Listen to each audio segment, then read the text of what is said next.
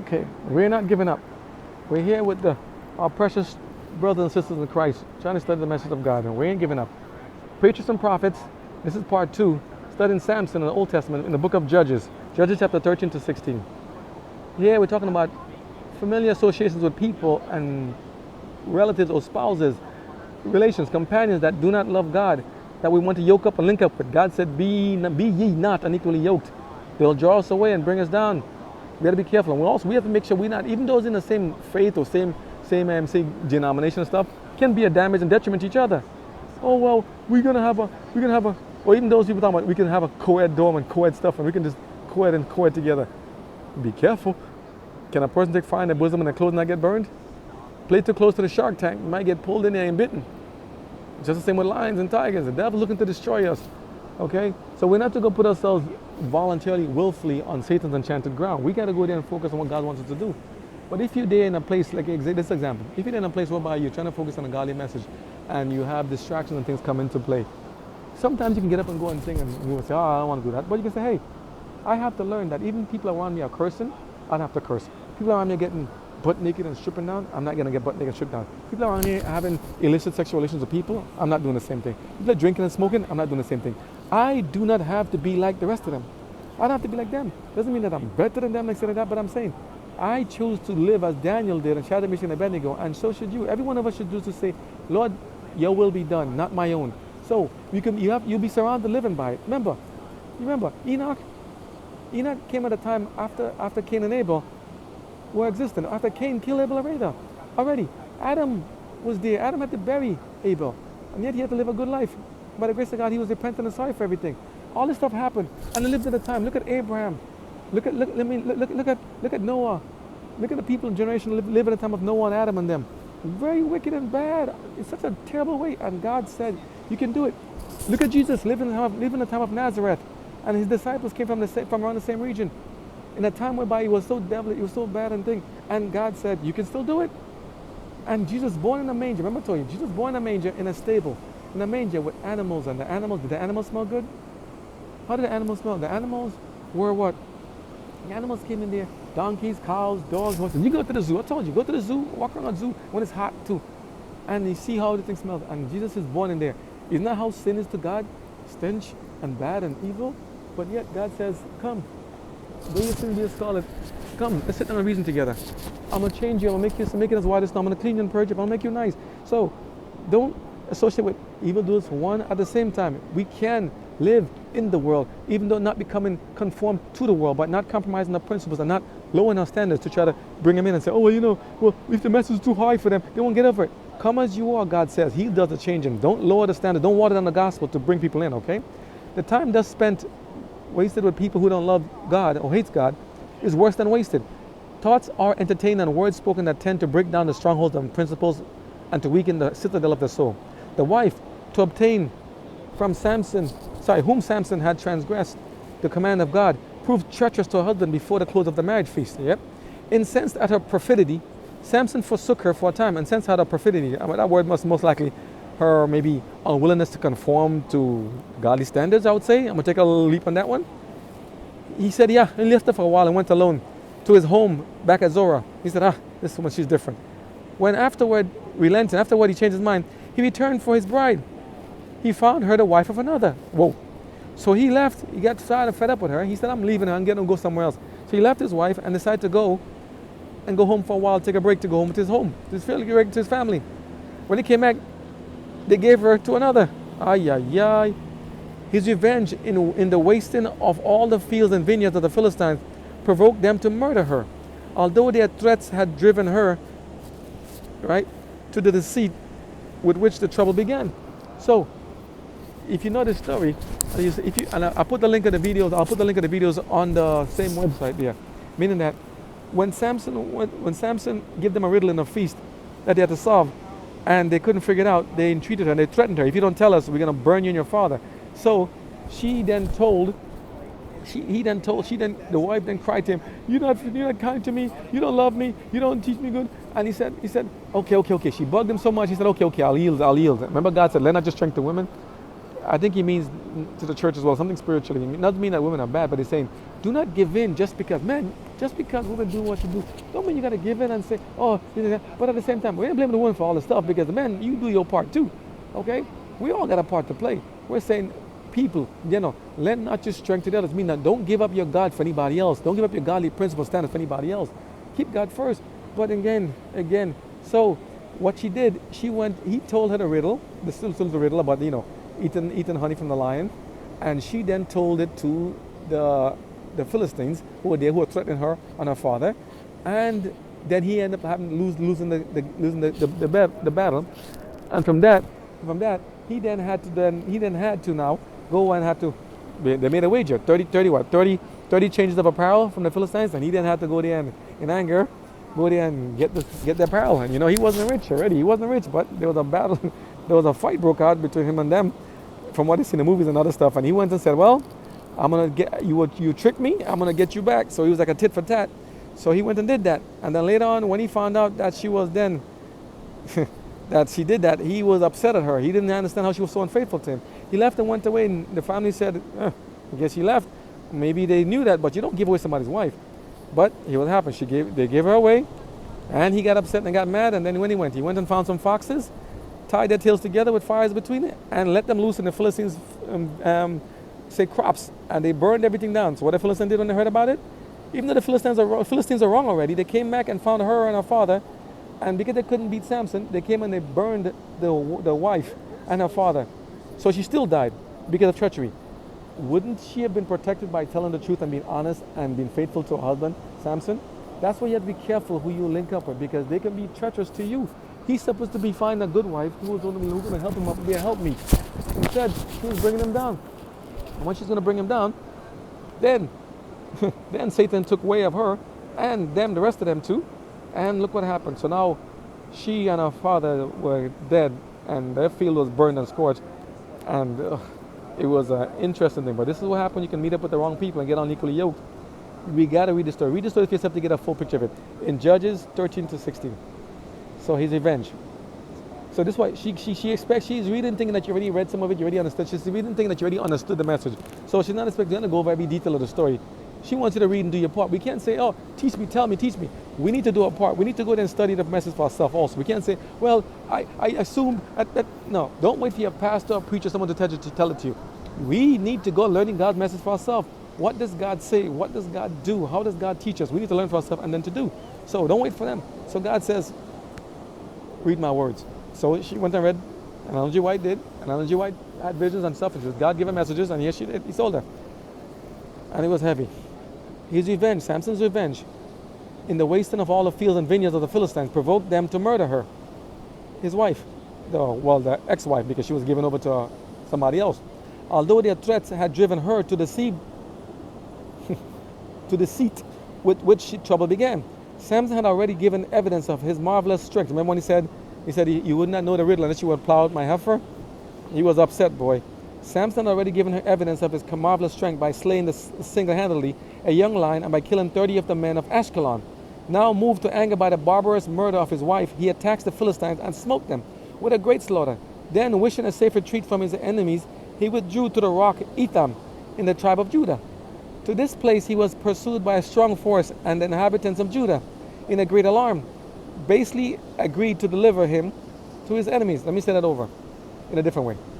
Samson, after done fighting and getting angry with the Philistines, he then decided to go away and run from them a little bit, just to go stay in a quiet place, maybe just to think and just reflect on everything and see what's going on with his life and see what's happening. Sometimes we need that quiet time.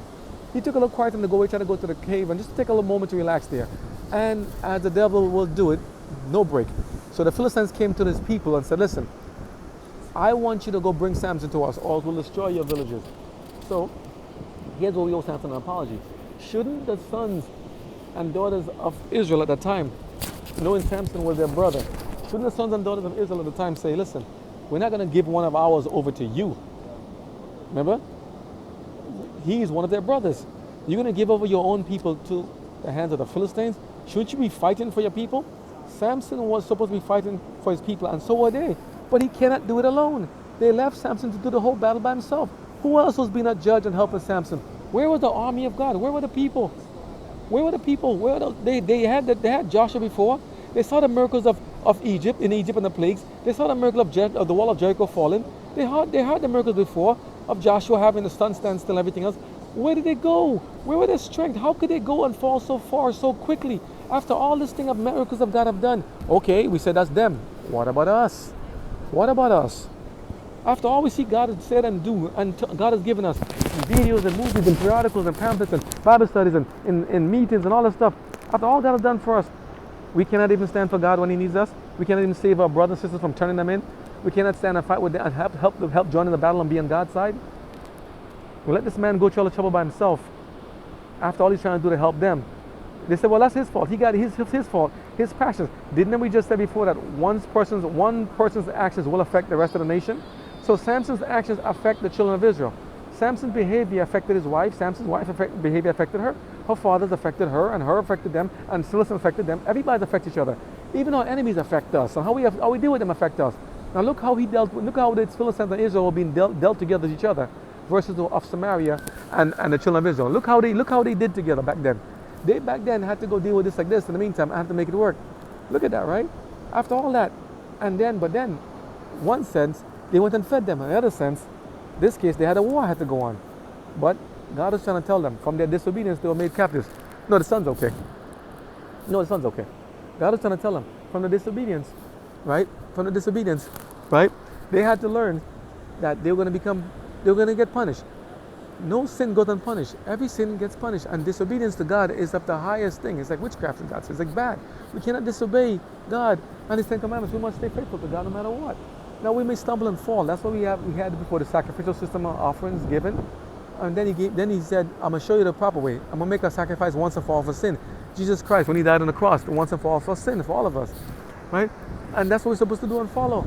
But instead, we chose to keep going on sinning more. And as you said, you read Ellen G. White's other writings, the blood is flowing so much from the sacrificial system in the temple of Solomon. The blood is flowing so much because of so much sins every day. God wanted to show us by how we had to kill an innocent animal, right? How detestable and sad it is to see the blood flowing. And imagine the smell of dead blood flowing through all the time, of goats and bulls and rams and bullocks. Imagine the smell of that blood. Just see how much it is. It's just pouring out of the temple like torrents, like rivers. Now imagine this. And so what does all this mean? Think about it. Use your imagination. If you had to kill a lamb every day, and not just one, how many people in the world right now? 8 billion plus. Suppose everybody in the world is killing a lamb right now. How much blood is being shed, or a cow, or bullock, or sheep, or doves? How much blood is being spilled around the world? But that's what sin does. Sin, there's no remission of sin without shedding of blood. Somebody has to die. The sinner is supposed to die. God has given us mercy and said, listen, I will not let you die. I will pay the price for you. I will die for you. So God did die for us. He said once and for all. He said, so hopefully you will stop sinning, please, because you're killing me afresh. And what have we done? We're here watching Samson saying, this young man, he did it to himself. He wrecked his own life. Like all of us many times as young children, we don't realize what we're doing. As Jesus said, Father, forgive them, for they know not what they do. When they were trying to mock Him on the cross, when He's been crucified, and said, if you're the Son of God, take yourself off the cross. Come down now and show us a miracle, and we'll believe you then. Mocking Him after all the time, think about it. He fed them. He clothed them. He healed them of leprosy, of ailments, of all kind of disease and stuff. He helped them so much. This is the thanks they can give to Him. To leave Him on the cross, not even one supporter. The disciples all left Him and fled when He was in the Garden of Gethsemane. Who stood at Jesus when He needed them most? Nobody was there. All by Himself. Taking the whole world on His shoulders. Devils mocking Him. Soldiers stabbing Him. I mean, when He stabbed on the cross at the end, but that's when He died. But the same thing. It's like, the way they whipped Him and beat Him the time with the rods. The movies cannot, even still, the Passion of the Christ, the movie The Passion of the Christ with Mel Gibson, that cannot even capture how brutal the beating they gave to Jesus. Even when they had Him in the house of the high priest, when they plucked His beard up and smacked and put stuff on the head and beat Him and smacked His face and slapped Him. These are supposed to be the religious leaders. Any similarity to the ones of today? The religious people were crucifying Jesus. They asked for His death. They gave Him over to the Romans. So His own brothers and sisters, do you see the similarities now? Their own brothers and sisters, Jesus' own brothers and sisters in the religious sense, gave Him over to their enemies. Judas betrayed Him. And you said, well, Judas is the bad guy. The devil got into it. What about the scribes and the Pharisees and the Sadducees, the teachers of the law?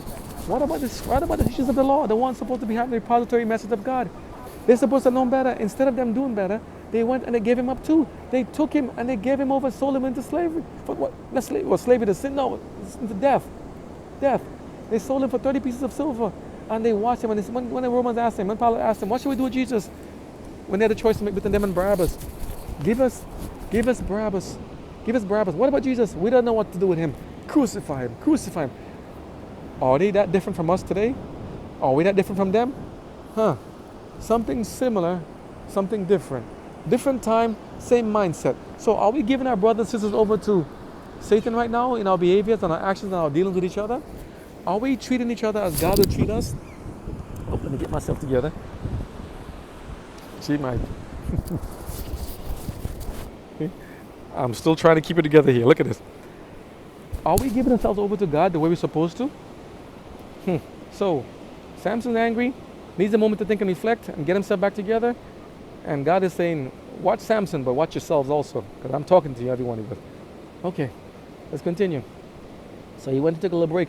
And then his own brothers came and said, Samson, we're going to take you in. And he told them, please, don't try to come arrest me yourselves and try to fall on me like that, because it ain't going to end well. Don't do that to your own people. Okay? And they said, okay, they said, all right, we won't do that to you. We'll follow. So they bound him as he asked them to do and brought him to them. And then the story took off. That's what happens here. Now, he says here, to this place, in the place of Etham, right, in the rock of Etham, where he left and took a break, came this people, right? And they agreed to deliver him to his enemies. Accordingly, 3,000 men of Judah. 3,000 men of Judah. Do you hear me? 3,000 men of Judah went up to meet Samson in the cave, in the rock. But even at such odds, they would not have dared approach him had they not felt assured that he would not harm his own countrymen. So they knew. They knew he wouldn't harm them. They knew. But yet they came in such a number. Why? Is this happening in anything today? Are we being outnumbered by our own supposed friends and family members and foes? Who are really our foes, but maybe scared and they're afraid that they might get happen to them too? Are we being sold out? Didn't God say that a person's enemies in the coming and last days will be those of his own household? Is it possible that this is a sign of things to come for all of us? That we may be turned in or turned off or maybe betrayed by our own brothers and sisters? What happened during the Holocaust times and everything's happened back then? How many times have we seen this story repeated in present day? Where people will sell you out and people supposedly your friends, family, co-workers, spouse, relatives, children, parents would sell you out because they're afraid of the threats of the enemy of the Philistines, figuratively and literally. But they come in numbers still. Cops come to arrest you. We have a warrant out for you, but we're not gonna rough you up yourself. We don't let you just come with us, please, and we'll be no harm. Betray their own brothers and sisters. Samson consented to be. He said, okay. He consented to be bound and delivered to the Philistines, right? But first exacted from them. He said, okay, first I need you to do me a favor. But first exacted from them, the men of Judah, a promise not to attack him themselves. He said, I will be bound, I'll go with you, but do not attack me. And thus compel him to destroy them. He said, don't attack me, because if you do, he will fight back, as rightly we should. Self-defense is justified, okay? Self-defense is justified. Don't attack him. What did he do wrong? He was only defending them. He was supposed to be leading the children of Israel to start breaking their captivity. He's supposed to be leading them as a judge, as a leader. He was now a leader. They did not see it. They're so busy watching themselves and saying, oh, but what, my life is so hard. Oh, my life. Look at what your leader is doing. Look what he's going through. He's a judge. Was there any one of companions or friends, anybody in the neighborhood come to Samson and say, Samson, listen, young man, young girl, can I help you to find a job? Can I help you to find something better? Can I help you to find a better occupation or job? Can I teach you? Can I show you? Or was Samson so headstrong and high or prideful that he had to do this? He can't do this without listening to anything from him. Was anybody there encouraging and guiding Samson? Is anybody guiding and encouraging our young people today? Is anybody teaching our young people today? Is anybody teaching our children? If it fell off, let me see this. Yeah. I ain't giving up. Nope. If it fell off, I'm gonna say it again. Is there anybody teaching, guiding, protecting our young people, telling them to stay on the path despite everything? Are we fighting for them, standing in the breach as Moses did with the children of Israel? Are we standing in the gap trying to help our brothers and sisters? We should. Okay? So he permitted them to bind him with 2 new ropes. And it was led into the camp this is page 594 of Patriarchs and Prophets by Ellen G. White in the Old Testament book of Judges. right? He permitted them to bind him with 2 new ropes, and he was led into the camp of his enemies amid these demonstrations of great joy. So they felt, yes, we got him, we got him. The enemies was, yes, we got him. But while their shouts would waken the echoes of the hills, the Spirit of Jehovah God came mightily upon Samson. He burst asunder the strong new cords as if they had been flax, like, like kind of like thin, like wax, like just really, just things like nothing, like flax burned with fire. Then seizing the first weapon at hand, which though only the jawbone of an ass or a donkey, was rendered more effective than sword or spear, he smote the Philistines until they fled in terror, leaving 1,000 men dead upon the field. As you may see in the picture caption on the video and the shorts of Samson slain, and that's a picture of it. And I keep saying, I so wish that someone would make as much as possible, an accurate depiction of the battle that went on there. A lot of these Bible videos try their best to do it, but a lot of them take a lot of say courtesies to add stuff, try to romanticize it, or they'll take stuff away from it. And I really wish they'd just keep it straight.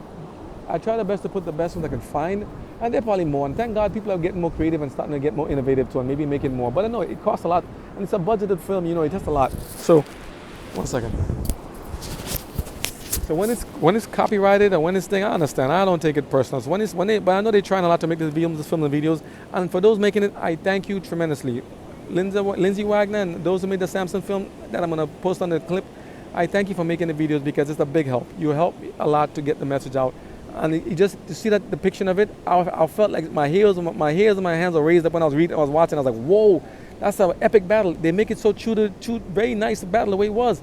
And I'm like, but I have a question when it comes about drinking from the thirst about the jawbone.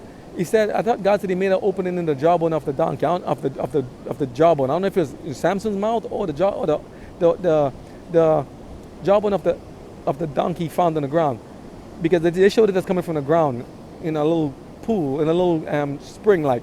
And I want to make sure that sticks to the scripture. So let's keep it straight in God's light. Let's keep God's word straight, not adding to it, not taking away from it, okay? So if you're making a video about the Bible, keep it on the Bible. Don't put any manly, sensational stuff in it. Don't put any romanticized thing in it or romantic tragedy, none of that stuff. Just keep it straight. Oh, buddy, no watering down the gospel. Straight up, okay? Let's hear this. So, the Spirit of God came mightily upon him, and he slew 1,000 men of the Philistines. Had the Israelites been ready to unite with Samson and follow upon the victory, right? What he says? Had the Israelites been ready to unite with Samson and follow up on the victory, they might, right, at this time have freed themselves from the power of their oppressor. Understand what I'm saying? They're waiting for Samson to do it all by himself, but they're watching behind. 3,000 men, where were they back then? But they had become dispirited and cowardly. Is this similar to what's happened today? Are we dispirited and cowardly? Are we scared now of the talks of different measures that they have planned for us and different digital formulas of saying can't buy, can't sell? Are we scared of what's about to happen? The threats they give us? They had neglected the work. Why were they? Well, let's ask the question. Why were they dispirited and cowardly? Because they had neglected the work which God commanded them to perform in dispossessing the heathen, and had united with them in their degrading practices, tolerating their cruelty. United with who? They were, instead of them just getting rid of the stuff that they were supposed to destroy, they united in disregarding God and becoming idolatrous themselves and doing the same things, tolerating the same cruelty. And so long as it was not directed against themselves, even countenances their injustices. I mean, in other words, they were just like, let's read that again. They, the children of God, who were supposed to be obedient, they neglected the work which God commanded them to perform in this dispossessing, means taking away the land from the heathen, and instead had united with them, the heathen, in degrading practices, tolerating their cruelty, and so long as it was not directed against themselves. In other words, they're going to join the heathens, and as long as it wasn't attacking and destroying themselves, they were like, I guess it's okay, right? And even countenances their injustice, even saying, yeah, it's okay. Countenances, someone's saying like bowing, like net, I give a head nod, yes. By being there and being in the presence of it, I acknowledge, I give a head nod. My countenance is there. My presence is there. Remember, guilt by association? By being there and knowing that I should have done, stepped in and said, no, it must be done God's way. And choosing not to, by not doing it God's way, when we had a chance to do it God's way, we're giving countenance to it. So, that's them. They're not giving up. We're almost there. Let's continue. It says here, when themselves, children of Israel, brought under the power of the oppressor, they, the children of Israel, again, tamely submitted. They should have been like lions, right? They tamely submitted to the degradation which they might have escaped, right? Had they only obeyed God, they would have escaped it, but no, they gave it. They were cowards and they were scared now. Dumb dogs, watchmen scared to blow the trumpet. Even when the Lord raised up a deliverer for them, they would not infrequently desert him and unite with their enemies. So when God raised up people to help to find and to deliver them, instead of them siding, excuse me, excuse me, sorry. Yeah, I'm battling, boy. Yeah, instead of them uniting, like Jesus again, when Jesus came to save his children, his brothers and sisters from the hands of the Roman oppressors, did they not unite with the Romans also against Jesus? Who did they turn Jesus over to? The Romans. What new thing is there? Hoping to gain some gain and some benefits. It's better that one man should die than the whole nation perish. So how the high priest, was a very interesting way he made that phrase. It's very symbolic in the sense that it was true. Jesus died for everybody, but he shouldn't have been down that way. They should not have countenanced that to happen the way it did. They should have fought for Jesus the way he was supposed to, but Jesus said the prophecy. Remember when Peter took out the sword and started fighting, and he cut off the high priest's servant's ear? Jesus said, put up your sword. If I can fall into, I can call my Father and get legions of angels to help me. Jesus came as a lamb. He laid down his life voluntarily, okay? He didn't fight back. Didn't Samson give himself over voluntarily to his own brethren? Didn't Jesus give himself voluntarily, lay down, without a fight to his own brethren? The people, the high priest and them who came with swords and spears at night time to come to arrest him, did he fight them off? No. So Samson's like a Jesus-like figure also. That's what I'm saying. How did Jesus get treated? How was Samson treated? And we're saying it's them. God says, what about us? Okay? But we're watching them. We're seeing, we don't see. We're here, we don't hear. But we're watching them when we should be watching ourselves. What God said about the beam and the speck. If we watch our own lives, we wouldn't be watching all the things in other people's lives. We can fix our lives first, and then we can fix theirs. But we want to watch other people when we should be watching ourselves. And here goes the children of Israel again. Cowardly, scared, afraid, and turning on their own brother and sisters. Even when the Lord raised up a deliverer for them, they would not infrequently. I mean, they did it often. They deserted them, uniting with the enemies instead. So after this victory, the Israelites made Samson judge, and he ruled Israel for 20 years. So after he now slaughtered and became very victorious, he did a great battle against them. Because they showed, oh, he now has, how are you doing? Because now they say, hell, oh, he can fight well. He slaughtered a lot of them. Now they see that, okay, he's fighting all of them. Now they said, okay, he can be a leader over us. He can be a ruler. Was it because they saw that he can fight valiantly, that he fought and killed 1,000 and he was beating them before? Was it because they saw he was doing all these things? Why did they now think that he's okay to be a judge? Why didn't they make him a judge before? Exactly. Why? So our leaders need to be a certain way. You have to have a certain standard. They have to prove themselves. Didn't they tell Jesus, prove yourself, show us a miracle and we can hear. Yeah, do us a miracle, show us a miracle and we'll believe you then. Oh, ye have little faith, God says. So here we go again. Same thing back then, same thing in Jesus' time, same thing in our time. Where is the church? Where is the power of the church? Now we have all kind of stuff going on in the churches. All kind of stuff for the children, including gender, including morality, including vice, including power, including betrayal, including apostasy, idolatry. All this stuff going on right now in the churches and in the world. And we're saying, it's Samson's time, not ours. And yes, it is ours. We're too busy pointing when we should be sitting here and acknowledging and digging our own life and searching it out for ourselves. But years ago, after this victory, the Israelites made Samson a judge, and he ruled Israel for 20 years. But one wrong step prepares the way for another. It doesn't stop.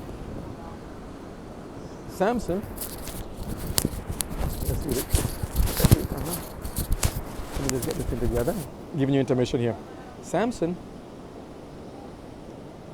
had transgressed I'm gonna hold this thing instead. I'm gonna hold it. So the page is gonna get squashed, but it's okay. I'm gonna give you like a little view while reading from here. Okay? I'm gonna hold it there. I'm gonna hold it here. Let me see if I can get a better angle for you guys. I know. It's a struggle. I know. I was trying to do it in the house, but I wanted the kids out to get a chance to get out and get some fresh air, and just a change of scenery for a while. It's nice to get out sometimes.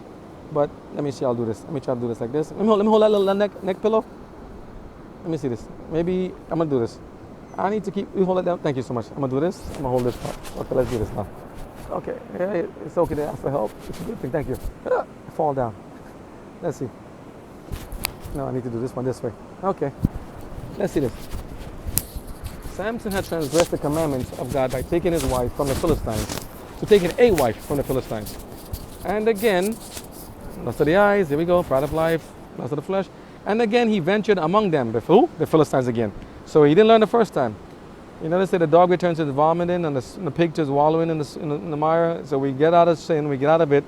As God said, if we don't clean the house and put good, godly messages and spirits in there, we'll repeat the same thing again. So he got out of it. He became a judge. He got good. He got cleaned up. He got sober. He got out of the bad stuff. He got himself clean. No drinking, no smoking, no cussing, no fighting, all that bad stuff. Eating good diet, good health, everything good. Supposedly, hopefully, he didn't say that. He just said he was a judge. Didn't give us the details. So I'm adding that to it. I was hoping he would have done that. That's what I'm hoping, right? I'm hoping, but here's what happens. He was a judge, but he didn't say that he was repentant and he changed his life around. He just said that they made him a judge after this. He just said that they made him a judge after they saw his heroic feats. I didn't see he said he had a repentant heart and changed his life towards God. And that's what happened. It says, but means something. But means the negation of some things. Yeah, he's a judge, all right, but one wrong step prepares another. That means he's leading into something. He's going to somewhere. One wrong step prepares the way for another. Samson had transgressed the commandments, right, of God by taking a wife from the Philistines. Okay, one. And again, he ventured among them. What about eating from the dead carcass lion, the honey from the dead lion? That's two. Huh? And now his deadly enemies, he went to venture among the Philistines again. He went there and he did other things too, including sleep with prostitutes. Oh, man. He went among the Philistines again. Like, evil looks so good, smells so good, tastes so good, feels so good, right? They don't see the deadly sword and the thing waiting to kill us. Oh, help us. He went there among his deadly enemies in the indulgence of unlawful passion. In the indulgence of unlawful passion. He went among his enemies in the indulgence of unlawful passions and negating God again, even though he was made a leader. Now, we people can say, well, you see, evil, you know what's it, ultimate power corrupts, all that kind of stuff they say. But I think the story could have ended differently if Samson had trusted in God. But this story is to tell you that not because you're so strong, not because you're so wise or smart is what saves you or saves us. It's what we do in God that can save us, not what we can do within our own selves. God says faith without works is dead. We cannot save ourselves with our works. We must trust in God to save us. Only through Jesus, the man Jesus Christ, can we be saved. So we need to understand and to live like God according to what God's wishing us to do to be saved. So let's let her say it. Let's hear it. If you don't want to hear from me, or just if you want to hear a different side of it, let's see what he says. Let's read it again first, and I'll read what it says. But one wrong step prepares the way for another. Samson had transgressed the commandment of God by taking a wife from the Philistines. And again, he ventured among them, now his deadly enemies, in the indulgence of unlawful passion. Trusting to his great strength, which had inspired the Philistines with such terror, Samson went boldly to Gaza to visit a harlot, a prostitute of that place. Why couldn't he just be good and go court a nice, beautiful young lady from his own tribe who will love God and do it the godly way? No. They want to go play with sin again. Help us, Lord. Guys, we're always in trouble. Here we go. The inhabitants of the city, Gaza, learned of the presence of Samson there in the harlot's house, and they were eager for revenge. Because remember, he killed a lot of them. Their enemies. No, it's okay. See. I'm reading this on the pages. Yeah, their enemies was shut safely within the walls. Samson. Samson was shut safely within the walls of the most strongly fortified of all cities, Gaza. They felt sure of their prey. Remember the devil? How he comes at us as a roaring lion? And if he gets us boxed in and caught in, what's going to happen? Oh yes, thank you so much though. Right? So they felt sure of their prey, Samson. Right? Boxed into the cities. And only waited till the morning to complete their triumph. At midnight, Samson was aroused. Now, here's something. The video showed him as going down. One second. The video showed Samson as going down into Gaza to go to spend the night after negotiating a peace deal treaty for his people. So maybe I shouldn't judge him and saying that maybe he went there and knew his wife by having intimate sexual relations with her. But it did say that he did go down there to fulfill his unlawful passions again. So I can infer from what I'm reading from her writing and what the Bible said that he went and slept with her and had unlawful unions with her, which God said you shouldn't do. To the harlot, that's her job. So he went into that place. So it's wrong. The inhabitants learned about it, said they'll kill him. So they don't care. People say, well, if I just, some people do this. They said, listen, if I become like you, if I start yielding and compromising my principles and just yield like you, young lady, if I just decide to maybe have my boyfriend, maybe if I just give him a little something, he might just stick with me. Young man, if I just give her a little something, maybe she'll stick with me. If I just compromise and give up my God and give up my godly principles, because our principles are our God. In the sense that if they're godly principles, we are one and the same. If we give up God in God's law, if we give up God's commandments, which God's commandments are Him, we then give up God. So if we yield to temptation, we yield to Satan, we then become Satan's toy, pretty much. And people say, well, if I just yield and mess up and I'll be with them, I'll show them a little sin is not going to mess me up, right? A little bad thing is not going to mess me up, right? So if we yield with them, it's so cool, twins. Yeah. God bless them. Yeah. If we just yield a little bit. Let me get this back here. Yeah. If we just yield a little bit, you can take a walk. Okay, take a walk. Sorry. If we just yield a bit, then maybe, and I'll become like them, and I don't look so bad. Here's where the compromise and principle come in. If we just do a little bit like they do, like we play the same music, eat the same foods, do the same dance, go to some places, then it wouldn't be so bad, right?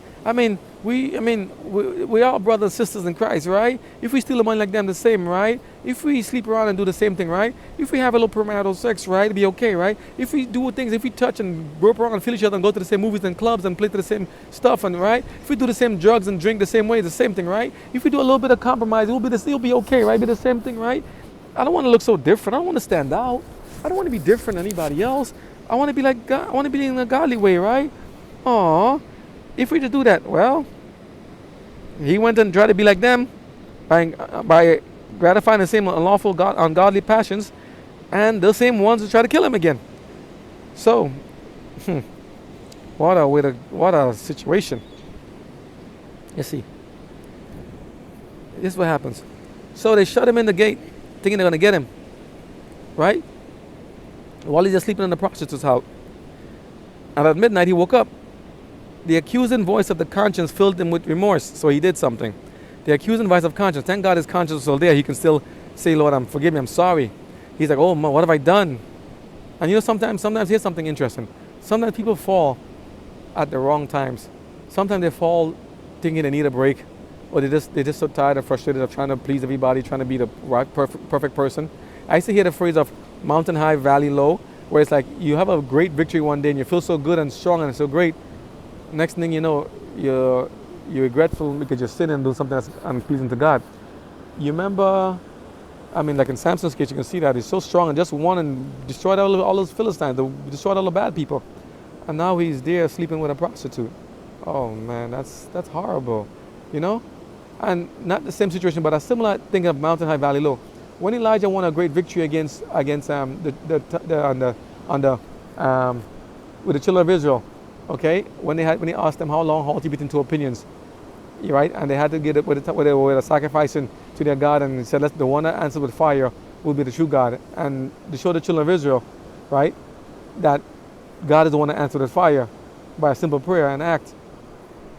He was fine, he was victorious, it was great that day, but then in the end of the evening, he was scared and running for his life, fearful that Jezebel will kill him.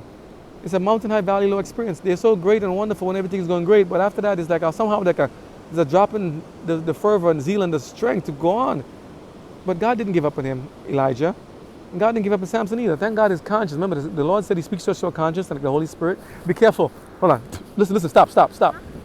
When you carry the sand across, it can fall and sprinkle in people's faces. Don't do that. Come. Okay? So, yeah, he's trying to bring sand over there to make a sand castle. But people are sitting next, but I don't want the sand to blow in their face. Use sand over there. Use the sand over there, not the sand here. Don't carry sand from here to there, but you have sand over there already. Leave that alone, please. You're making the sand go up in her lady's face, please. Don't do that. Go to the side over there. You have sand over there. You have enough. Yes, you have the whole beach. You ain't need to go. Boy, you see the difference? You see what it is? I won't say much because this video is going to get played over and over again, but don't say this much. Even something like that. Sometimes you just have to give him a little guidance and stuff. Like, I wish somebody would tell me too, because I don't know everything I'm doing that's right or wrong. And I'm not trying to embarrass him. Trust me, I'm not trying to do this. But I'm just saying, if you have children, as we do, you have to constantly reinforce and tell them the truth and how to stay firm and not to do things that might be offensive to other people. Because some people are nice to children, other people are not. Some people are understanding, and some people are not. And I wish everybody were. Now, I'm not saying that we've been treated bad by anybody here in Florida. They've been very good and hospitable, and people, for the most part, have been very hospitable, very kind, very family-oriented. I see nothing wrong with what was happening here, but we just, as a precaution, in case we're not there or we're not there present with them when they're doing something, just let them know to learn. There's a better way, not to do things that may be offensive to people, that might unnecessarily maybe an indirect harm to anybody else, you know? Like as Job used to pray for his children, offer sacrifice for them, not in case they may mess up, not knowing that they did mess up, just in case, you know? I hope you understand what I'm saying. Going back to Samson. Samson's enemies now want to kill him after compromising himself, even while in the midst of compromising himself. You think if you give over to the devil, selling yourself over to the devil, people say, I sold myself to the devil. And, you know, I heard from Kanye West's song, I heard from Miley, and other, well, Miley didn't say it, but the action and behavior, Beyonce, other people, other singers and rappers and stuff, they say they sold themselves to the devil, they're involved in seances, necromancy, all kind of devilish, demonic videos and productions and stuff. I see somebody, Taylor Swift, all these things, and I'm like, hey, I didn't give up on them. We're not giving up on them. We're saying, please, all those people who's singing and doing and performance and arts and things, please come back to God. A lot of times, many of those people are doing that were once godly people, were once like grew up in a Christ-like home, and maybe somewhere along the way they lost their way. This is how Samson did, and we can too. We can lose our way. Please bring them back. Don't give up on them. Pray for them. We have to pray for our people, on our leaders. Anybody that stumble and mess up, don't glee and rejoice when you see them fall. God said, when you see your enemy fall, don't rejoice over them. Okay? Because sin makes people enemies of each other. When you see that, pray for them and try to win them over and try to lead by example and try to show them and win them over in love. Not to sit and condemn them in error. How? What you just said? The woman caught in adultery. What he said? He told the people, when he asked him, Lord, should we stone her to death and kill her? He then wrote down the ground and knelt down and wrote in the sand all the sins that they have done, all those. He said, let him or her who's without sin cast the first stone. By the end of that discussion, that event, nobody was casting stones. And the woman was given grace. God's redemption at Christ's expense, as we all are.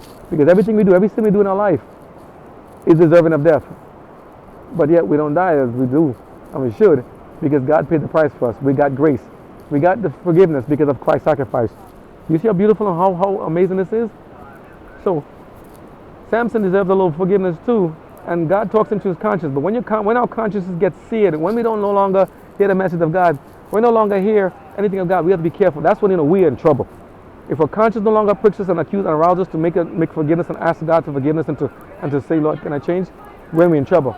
The accusing voice, what Ellen G. White says, the accusing voice, this is page 595 of Patriarchs and Prophets in Ellen G. White's book on Samson, chapter on Samson in the Patriarchs and Prophets, Old Testament, say book of Judges. He says here, the accusing voice of conscience filled him with remorse as he remembered that he had broken his vow as a Nazirite. You know, I can empathize, but notwithstanding his sin, God's mercy had not forsaken him. His prodigious strength again served to deliver him. God still helps Samson, as he helped us still. Despite how many times we do these things and abuse ourselves, abuse our bodies, abuse our mind, abuse ourselves in so many ways, God still has mercies on us. Thank you, Jesus, for not giving up on us. Going to the city gate, Samson wrenched it from his place and carried it with the posts and bars to the top of a hill on the way to Hebron. If this story sounds too sensational for you, watch the video and understand, God does not lie. These people existed. The tribes, this existed, okay? This is the period I think this is before Babylon. This is going between the Roman Empire, the Egyptian Empire taking over, right? Later on, Babylon would come into play. This is not in Babylonian time as yet, so this is before that time. So this story is still there. It's true. And I have to show you something. There's a chronology in the book here that tells you in the front, if you see it, how is there of like the age of the earth and the age of things. The earth is not 4-point-something billion years old, they tell us. One day I'll try to go over this to show you guys the data. Maybe I'll take a picture of it. It's not as old as you think it is. It's actually, Earth is actually younger. It has to go to a Sabbath. I think that we believe the earth is actually under 7,000 years old at this point. Yep. Ask God. Follow the history. Follow God. Here's things. So his conscience woke him up and said, okay, you can't do this. Get out of this. But notwithstanding his sin, God's mercy did not forsake him. Thank you, Lord. His prodigious strength again served to deliver him. Going to the city gate, he took everything off, carried up on top of the mountain, and laid it on the way to Hebron. Laid it up there. And he said, but even this narrow escape did not stay his evil course. Oh, yeah. Is this us he's talking about? But even Samson's narrow escape did not stay, that means didn't stop his course of pursuing evil. Even our actions of doing this evil thing. And when we get a little victory sometimes, we're thinking, okay, I made it up. The devil's waiting with at the next show, at the next bar, at the next drink, at the next club, at the next game, at the next movie scene, at the next peephole, at the next magazine, at the next anime, come on, at the next looking up the train, or someone climbing up the stairs looking at upskirt, or Pornhub, all these things. Come on, the devil's waiting for us. I know what I'm talking about, man. Okay, guys and girls, now guys fall more. It seems like them girls. Women, you have a role to play too. It takes two to tango. Come on, okay? You're not gonna let you say every day, the women. I'm not picking on the women, but our men. I'm saying, Samson tells us we need to be men again, men as God asks us to be. Okay, we're in some dire times, some dire straits. We have a narrow escape to make here already, because we're surrounded by sin and devilish vices. We gotta make it out of here alive, and to save our families. Women, you have to do the same thing. Save your families, your children. Okay, your husbands save the men, and also women. Women save the men save the women. Parents save children, children save parents. Let's all save each other by the grace of God, with God's help. So, say Samson, again, he did not, he didn't learn, he didn't listen. He didn't stay his evil course. He didn't stop. Nope. What he says here, page 596. He did not again venture among the Philistines. What he did, but he continued to seek those sensual pleasures, which will lure him to ruin. It's like he wanted some of that sex to watch and to like the pretty face and the smell and smell pretty, look pretty. Those sensual pleasures. And you notice something? Do you notice what's been broadcast and advertised now on almost every single show, even to selling cereals or cars or boats or planes or trains or vacations? Everything is a sensual thing. Even something as the bikini. Do you know who made the bikini? Who made the bikini? Who made the mini skirts? Let me ask you a question. Who founded Victoria's Secrets? Do you know if it was a guy or a girl? Why do you think they found it? And you notice when the clothes become less and less, there's a phrase in the Bible that tells you, when the time about the children of Israel rose up to play, when Moses went up on the mountain to collect the 10 commandments and stones, the children of Israel rose up to play and become more and more naked. Now, I'm not looking at anybody to try to put anybody in greed and try to shame them. I'm just saying in general. There's a phrase in the Bible that tells you, when we become less and less or further away from God, we become more and more naked. And it's kind of like a way to show this. Interesting. Do you notice most of the performances you see of celebrities on some of these shows, they tend to put the guys in very weird costumes or very demonic, devilish things, or maybe looking extra abnormal, say superhuman or maybe abnormal, but they tend to put the girls in more and more revealing stuff, revealing clothing, more and more naked. They also tend to put them in bikinis. This one sports a bikini, this one sports a this one, this one sports a polka dot. They tend to make them more and more naked, more and more sexualized. And the children are watching them and they're looking at my idol, American Idol, the Indian Idol. They have different versions of it in different countries. They tend to make them get very similar and to become more and more naked. Just as how the Bible said they would do. The children of Israel sinned in front of God, and the children of Israel rose up to play and became more and more naked. They became and do more and more wickedness and more and more bad stuff. Same thing happens with us when we go far from God. So no, I'm not talking about the people you may see in front of us or talking about them, or people on the beach. No, I'm not talking about them. They just doing what they have learned, the kind of condition. And we say, oh, they're doing it, and that's not us. But how many Christians, be honest, how many of us are going to the beach wearing the same thing? What do we wear in our own clothing? If we wear anything at all, aren't we doing the same thing? So how can we then talk about other people pointing fingers saying, you do such and such? What we do in our own secret bed chambers, trying to do menage a trois this, menage a trois that, and all kind of different moves and this and that. And every time jokes come down to it, they talk about other stuff. And all of a sudden they have nothing to talk about. They get to the talk about sexual stuff. This is an aphrodisiac. This is this and this and this. Always essential pleasures. So the devil's listening, so he gives us what we want. And because we chose to venture on satanic grounds, God says, well, you made your choice. Sometimes you have to deal with the consequences. So we said, they said, sex sells. So they're giving it to you in every possible fashion. Any way you can get it, do what thou wilt, do what the Bible said they would tell us in the end of the days. Teachers have itching ears. So they give it to you in digital form, print form, magazine form, the comic form, oh goodness, any way you can find it, cartoon, animation, regular thing, even phone. Remember before the phones, you used to call before and get the phone thing. Do they still do that? They have orgy fest, all kind of stuff going on still in this world. And we're saying, no, it's nothing. So Samson, just as us, are given to the same sensual pleasures as they did before. He did not again venture among the Philistines. Okay, I'm not going to go there anymore. I'm not gonna go to the club anymore, but I'm not gonna smoke the cigarette anymore. I'm not gonna drink anymore the heavy liquor, but I'm gonna drink maybe something that's only 9% or maybe a little less. Maybe I'm gonna vape instead. Maybe I'm gonna take a little bit of maybe I ain't gonna smoke the weed and the bad stuff anymore. I'll just drink some of the herb. I'll take the drink. I'll do the cannabis. What do they call it? What do they say? I'll take the hemp. I'll do something. Come on, we're playing games with this stuff. This is not. We gotta be real, okay? If it's wrong, it's wrong. Don't do it. I remember I told you, someone said you can't smoke a herb without it taking something back from you. Some people lose their teeth, their eyes, their livelihood, their license, their driving, their lives eventually. That's a gateway.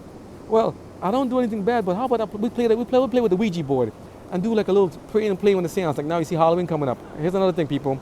We as Christians should have no part in taking part in Halloween. We do not celebrate no Spirit of the Dead or no All Saints Day or all that stuff or anything like that. We serve a God of the living, not a God of the dead. We should have no part with the unfruitful works of darkness. No part ever with Halloween. Shun it, shun it, shun it. Just the same thing as Easter.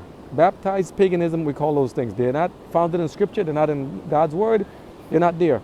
But they're here to detract and distract us from the truth and from God's Word. That's all the devil does. Takes us with all sensual pleasures. Sensuous. Now, sensuous pleasure doesn't necessarily have to be only about sex. Okay? Sensuous could be something that pleases to the senses. I like to see. I like to watch. I'm not doing anything. But God said, by beholding we become changed, right? It arouses my senses. I'm not really touching anything. I'm not touching him. I'm not touching her. We're just hugging. We're just doing a little smooching. I'm not really doing anything that bad. It's not that bad as what? Is it that bad as what? A comparison to somebody else? I'm not doing such and such. Oh, yeah? Yeah, who are we fooling? Sure. So, he continued to seek those sensual pleasures that will lure him to ruin. That's what it does. Sin will conceive and bring death. I'm telling you, man, I'm living what I'm preaching by the grace of God. I'm telling you it's true. I'm doing sensual pleasure right now. I'm just saying. These words come right back to me. I cannot read God's word and think I'm exempt. No, I have to listen to the same words. I'm gonna listen to this tape again, trust me, by the grace of God, this video in. He loved a woman in the valley of Sorek, not far from his own birthplace. Her name was Delilah, the consumer. Her name was what? Delilah, D-E-L-I-L-A-H. The name means the consumer. Now I know there's actually a radio show, and I tell her, forgive her if you think that she think me insulting her. A radio show of a lady is kind of like a smooth jazz or maybe kind of like a romance type thing. Her name was Delilah. I'm like, who would name their children Delilah? Or what about if you name your child Cain? Would anyone name their child Lucifer or Satan? But at least the name Mr. Satan in some anime. You know, what do we call Santa Claus? Rearrange the letters, S-A-T-A-N Claus. He knows when he dresses in red and white. I know, but good old Saint Nick. But I don't know. I guess Saint Nick got to do with Santa Claus. And what does Santa Claus have to do with knowing if you're good or bad? That's myth. That's fictitious. That's not real. Nobody knows if you're good or bad except God. No one can read time except God. No one, when I say time, I mean that no one knows the future or know exactly what will happen in the future except God. No one knows those things. So how we can then say that some human person has the prerogatives and power of God? That's idolatry. We're idolizing a fictitious character, even though he may have been a person playing the character of Saint Nick back then, as being equal to God. We are not to do that. God says, I am God, a God alone. I do not share my power with anybody. He does not take it lightly. Do not take God's name in vain. Do not give anybody the power and preeminence of God. So they're saying, well, you know, it's just for kids. It's just a sport. Do not lower our standards to try to think and think, well, God will do it and God will understand. That's presumption. That's a sin of presumption. Well, God will understand. Oh yeah. Don't try him to find out. It's a terrible thing to fall into the hands of angry God. Don't try him to find out. But he went to meet this young lady called the consumer. Her name was Delilah. What a name. Delilah. The Vale of Sorek was celebrated for its vineyards. Where they sell vineyards usually means, I know they make grape, but grape gets fermented, becomes liquor and alcohol. These also had a temptation for the wavering Nazarite. So a wavering Nazarite, somebody who's not fully strong in their belief and oaths to God. Remember talking about what oaths? So they wavered. He's like, well, do a little dabble, a little drinking here and there. You don't go to the vineyards. So they became temptation for the wavering Nazarite, who had already indulged in the use of wine, thus breaking another tie that bound him to purity to God. So Samson, let's read that again. The Vale of Sorek where Delilah resided, was celebrated for its vineyards. These also had a temptation for the wavering Nazarite, who had already indulged in the use of wine, thus breaking another tie that bound him to purity to God. The Philistines kept a vigilant watch over the movements of their enemies. And when he degraded himself by his new attachment, they determined to Delilah to accomplish his ruin. So they're watching you drink. I know they say drink responsibly. To even drink one drink is irresponsible. Do not fall for the serpent's lie. Do not touch the unclean thing, God said. Come out of them, my people. Come out of Babylon. Do not drink. Do not smoke. If you're doing it, please, by the grace of God, ask for strength and cut the habit because we want you to live. I see all this commercial before. Alive at Pleasure, Newport. Remember back in this, to be on a train, riding a train on Sutter Avenue in Brooklyn and going to Grafton Street, talking about Alive at Pleasure. See the Newport. They put all those people hanging, all his friends, and they put a mixed race, of different people, white, black, or Spanish, men and women together, in arms, holding arms on shoulder, holding shoulder to shoulder, laughing and partying, doing it. They're drinking and they're smoking. Alive at Pleasure. Corona, sitting on the beach with 2 Coronas there. When you work in the hospital, you see the mangled wrecks that come into the hospital because of drinking, intoxication. Ask the police and those who see what happens when people are intoxicated. Ask to see what happens when people are intoxicated. The drive-bys, the hit and runs, the people killed by drunk drivers at nighttime. Is it something to be celebrated when someone dies because of that kind of behavior? And people say, it wasn't my fault. It's manslaughter. Do not touch any drink at all. Don't smoke at all. Well, easy for you to say, I know. Listen, my grandfather smoked and drank too. And thank God, and Regine, her parents, they smoke too. I think they drink too. Many people do. But we're not to do the same thing. So because everyone do it, I'm going to do the same thing too?